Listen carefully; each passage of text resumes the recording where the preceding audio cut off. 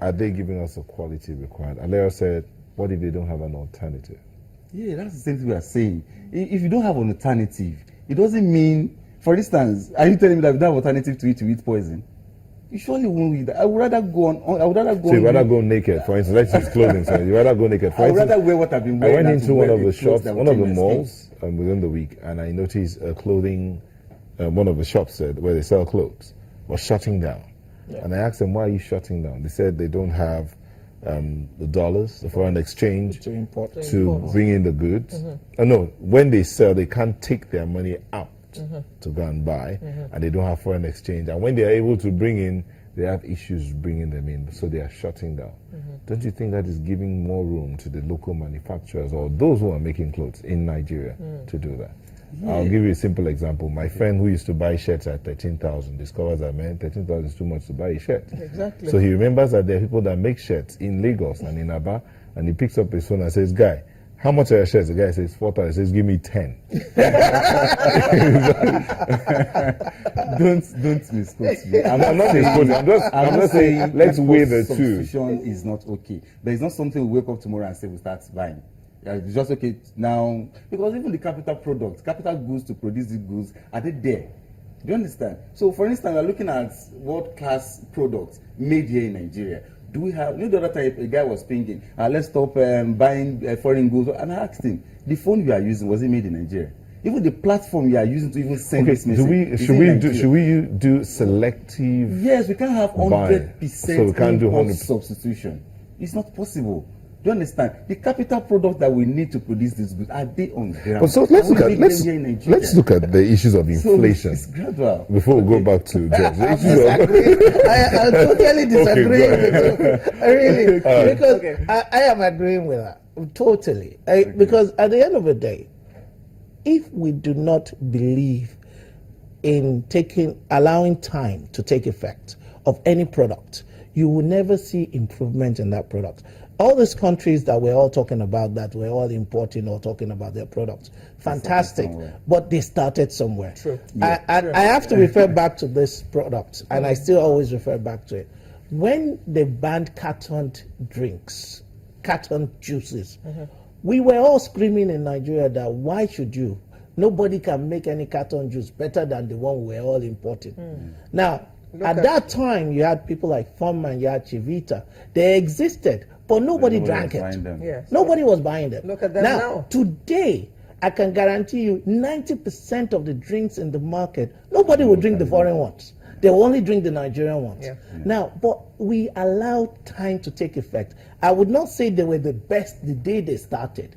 But today, believe me, the ranges are there. The taste buds are there. So let us not... They took up the challenge. They took up the challenge. And let me tell you something. Necessity, they say, is the I'm sure you are aware about your industry. Yes. Cables. Yes. You're building a house and you are told, do not buy imported cables. Only buy made in Nigeria. Only buy made in Nigeria. Sorry, let me come in. Now, It happened over time. We call Kaizen technique, which is called continuous improvement. We are not saying, maybe you are getting what I'm actually saying very wrong. What we are saying in essence is that we can't wake up today, for instance, this budget. Everything we need in Nigeria cannot be produced using this particular budget. So it's going to be over time. We're all aware so if of that, saying, but it's so a we should start. it's a start, but we should take a gradual process. If I say, okay, all importation should stop because we want to make our goods ourselves. Okay, we need to wind up. So let's see. Okay. What are the areas in this budget you're hoping to see some level of improvement? Well, what has our education? And that's your final word. Yes, it's our education. I think our education in Nigeria, I'm sorry to say, is nothing to write home about. And it's actually, I expected government to spend more on infrastructure in education than, for instance, now they plan to employ 500 direct graduates. Who are they employing as teachers? Is it someone that wants to study medicine in the university that applied for medicine actually, but couldn't make cut off for medicine, but was given biology education that you're employing to start teaching primary or secondary school students, as the case may be? So what about the quality of the teachers we want to employ? Because he said the quality of a nation relies in the quality of the individuals. Do you understand?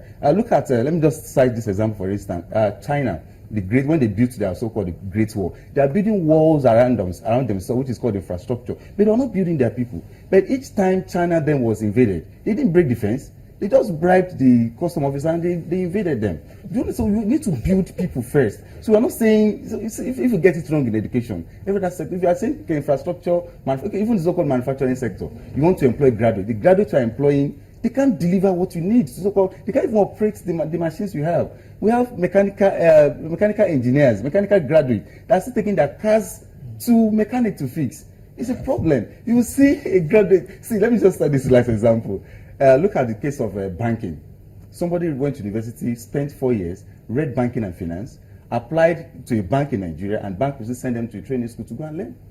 Is that not a problem? Do you understand? That means there is a skill gap somewhere, and until that skill gap is covered, fine. It's not something we also do in a day. You know, we didn't get here overnight. It takes us time. Your final word. Okay. I think for me, but my major focus will be on infrastructure, the capital expenditure on the side of the workhousing, and transport. My reason for that is it has a greater knock-on effect.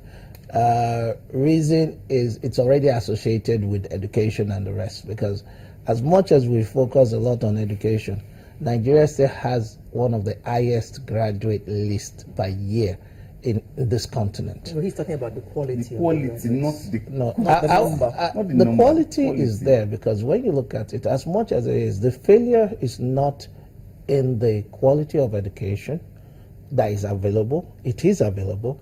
The failure is in the government public sector education that is failing. I've been to a university in Nigeria and I was shocked. I actually was begging the university to give me their students. It's the first engineering department that I saw engineering automation in practical. And when I told them I needed, they said, you're on the list with Shell, Chevron, and Total. Join the queue. Join the queue. Because the university actually had the infrastructure, and this is Nigeria. Adokiti, Afe Babalola, I'll name them. Now, because I went there, That's and a private university. yes, but it's in Nigeria. It's in Nigeria. That's what I'm saying. Don't say So the. how many graduates are this private university producing compared to public No, university? that's what he's saying. Leave it. Look at No, the money no, spent what, on what public sector. what we're pointing out is that it is still available without having to go out of the country. That is my point of view. So, as much as it is, the level of education, even anywhere in the world, differs. Harvard is there. So is the public schools in the States. So it's your level. It doesn't matter. It's not an individual guarantee for a job. But if you're there, fine. You're lucky to be there. But what I'm saying is that with that budget, if we can get that budget pushing those infrastructural projects, you will have forced education, because you need to train and skill. Because if you come to me today, in reality, you would not know how to operate a machine. I still have to train you your skill. No matter what you've learned. If you learned automation today, I've not done engineering. But my background is in accounting and finance. My master's is in management. Now, but at the end of the day, today I can tell you every single part of engineering that I've learned, because I've taken on the job. And now I design factories, I design machinery. Now, but the same skill set is taught to my staff. Because if we don't have this, I could go back to where someone said to me, one foreign guy said to me, who was working for me there, said, if you buy this so-called fantastic automated machine, that we need an MSc holder in Nigeria to operate it. I looked at him, I said, if you have been working in Nigeria for 4 years, and you think that Nigerians' thinking is that low, that this machine needs an MSc holder, I said, I totally disagreed. You know what I did? I put a school sat holder on that machine. The guy ran it for 6 years. Now, because all he needed was training, get the right person and train him. That guy left the job 2 years after that. Because now we showed him that Nigerians are more efficient and better than he thinks. So if you think Nigerians' level of thinking needs that machine, MSc, and I could prove that the school sat holder can run it, it just takes us believing in ourselves and saying, you need to train that guy and let him learn the skill set. And once the skill set, that's what I've seen of Nigerians. Once you see skill set, when they learn the job, you'll be shocked at their ability to deliver. So for me, this budget is a budget of positives, if it is well implemented. Thank you very much. We have been chatting with the Managing Director of Coleman Wires and Cables, Mr. George Onofawoko, as well as an economic analyst, Mr. Dr. Mabimori. Thank you very much for coming, gentlemen.